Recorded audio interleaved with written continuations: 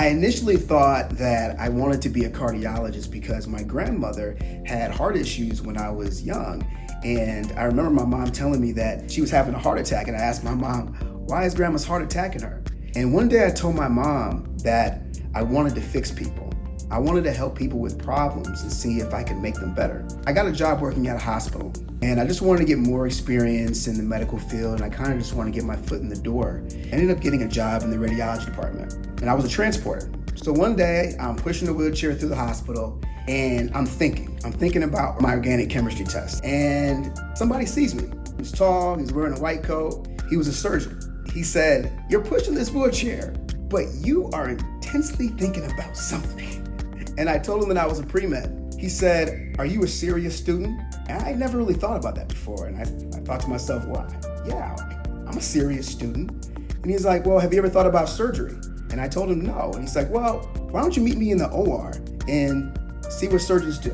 So my first experience with surgery was watching a bariatric surgeon perform a gastric bypass. And I just loved the way that he was in control of the OR and how everybody was supporting the goal of helping to make the patient better, and he was leading the team.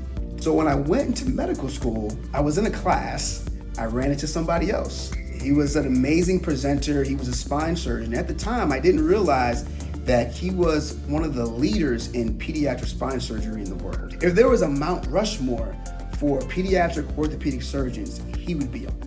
I met him after the clinical correlation class, and I just started talking to him because I was so interested in the work that he was performing, correcting these pediatric spinal deformities.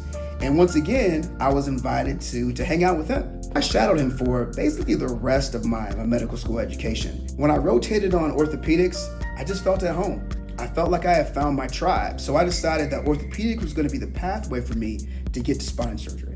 It's just amazing to put bones back together. You get that immediate gratification of really fixing someone and helping them get back to a normal quality of life. The spine surgeons that were there, they kind of put me under their wing, and they really helped me develop my spine skills early on in my residency. I was lucky enough to match to one of the best spine fellowships in the country, and that's the Norton Leatherman Spine Fellowship. It's actually the first spine fellowship in the country as well.